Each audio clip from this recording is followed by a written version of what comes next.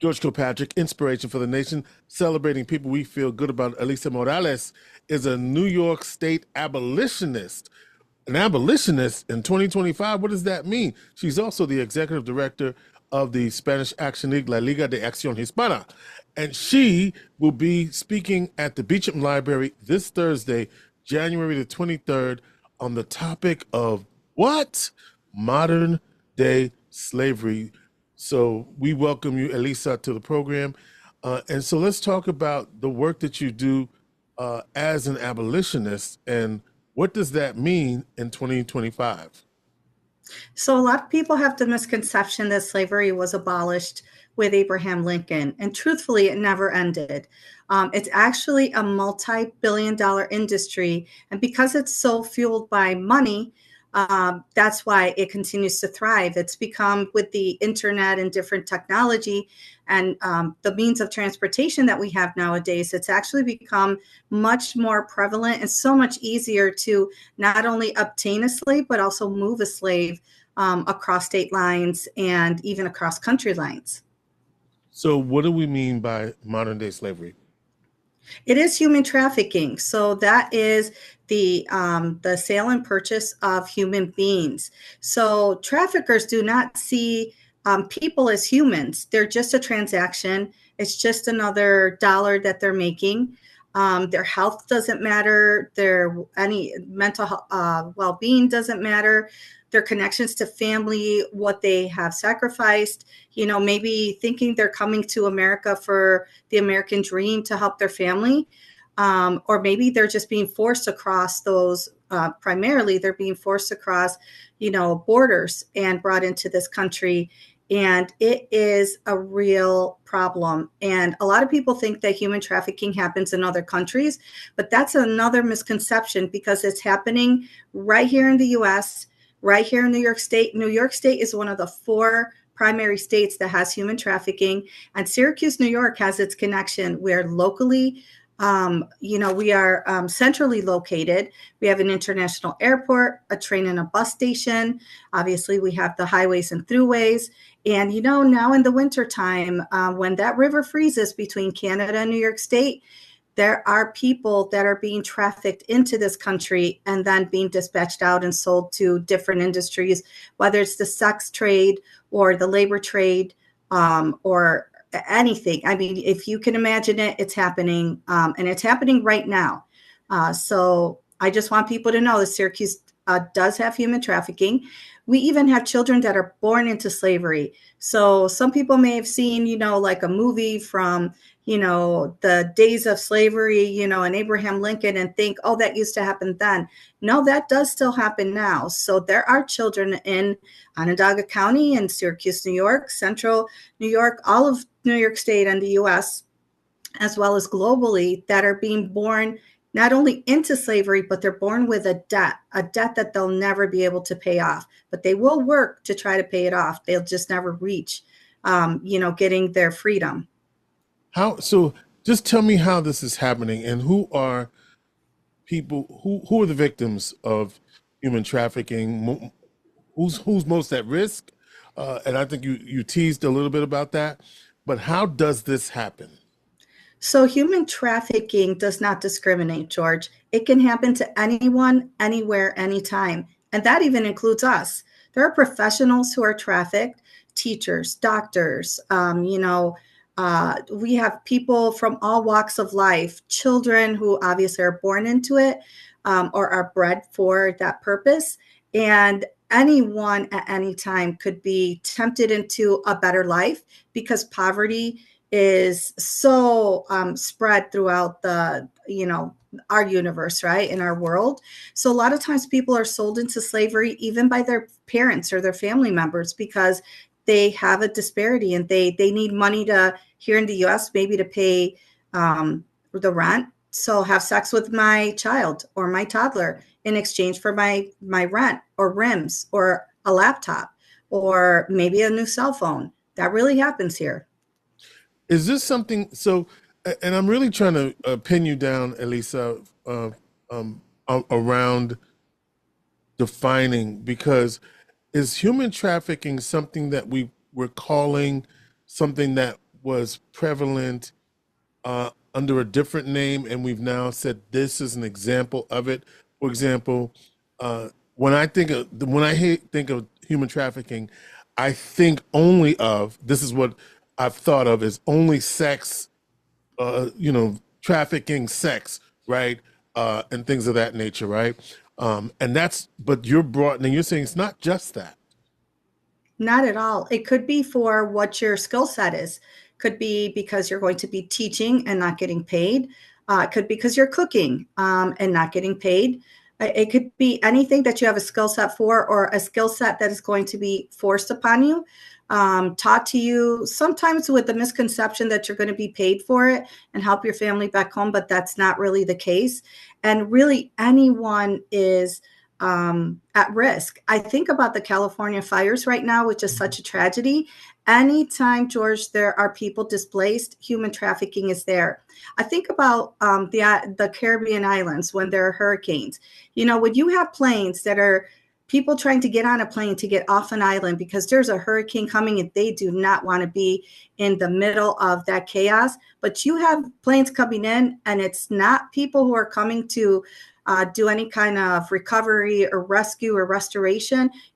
People should question, what are they doing there? But when people are displaced, there will always be someone who's in a position to trick people into thinking that they're there to help them, but they're really there to traffic them and put them into one of the trades. So how does someone get trafficked? What happens to them? So it's different from person to person, but it really honestly is something that can happen to anyone. So I don't want people to just get hung up that, oh, this is the sex trade. Like, in domestic violence, which you're really familiar with, right? Yes. Domestic violence and sexual violence, there's such a thin line that usually crosses over. Labor trafficking and sex trafficking also have that fine line. Where you find one, you usually find another. But there could be any number of reasons why someone is being forced into doing something that they do not want to do not agree to do, but they don't have another choice, many times because their life is at risk. Other times, again, even if your family has sold you into slavery, the risk of that trafficker, because they are their word, if they say they're going to hurt your family, they will, and they can do that. And with our technology, it's just a phone call. So even if you're here from another country and your family, because of poverty, has sold you into slavery, you don't want to risk that your family might be hurt. So, traffickers are very, very smart. They know how to manipulate a mind and how to instill fear. And they will do and say anything they need to do, whether it's by force or with words. And, slaves don't walk around with chains anymore. They don't need to, because traffickers are that good at keeping them under control. So how do people get out of this? That's a really great question, because that will also vary from case to case. Slaves are merchandise, so they are moved very frequently. They don't stay in one place for very long in general. And that's another way that traffickers, they make money because they're moving their merchandise, but it's also trying to not leave a footprint where maybe law enforcement or someone is going to find that trail and they're onto them, and then, they get caught and they get busted. So, again, it's something I want people to understand, is that although we're sitting here today and we're in our comfortable home and, we're warm from the cold, there is always a possibility that someone could get a hold of us, or someone we love, or someone we know. And even if we don't know them, there are human beings who are being trafficked every single day in this country and throughout the world. They say, and when I started doing this type of work, I remember the number was like 28 million people are enslaved, and the number hasn't changed much. And really, it's because it's such a well-kept secret. And it's not very well tracked. So because the data isn't really there to show the numbers, we think that it has stayed at the same number or pretty close to it. It's not. I mean, this is something where people are being exploited, and it is happening all the time. And anywhere we go, we could find someone who may be a trafficker, or even somebody who is a slave, and we just wouldn't know it. So what do abolitionists do? What's your job? So, our job, we passionately believe and are committed to combating slavery. by raising awareness. Some of us are doing the direct service. We're in the front lines. Some of us are behind the scenes. Some people are volunteering time just to try to help the cause. Some people are donating money because they're in a position to do that.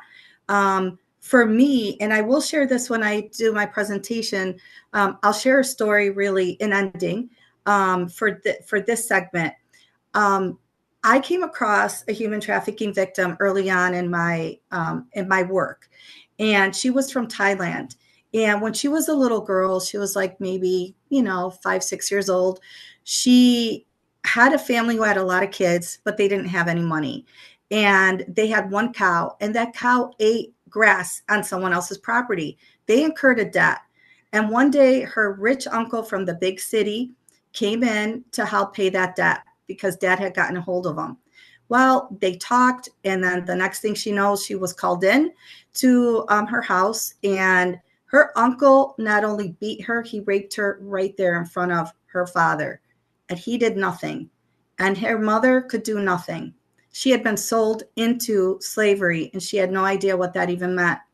So he paid the debt. He did promise that she was going to go to school and get opportunities, but that wasn't the case. She ended up being, sold repeatedly for sex acts with his business partners, with his friends, when there were parties at the house. His older children, even his younger children, were allowed to, abuse her physically, take things from her, even food.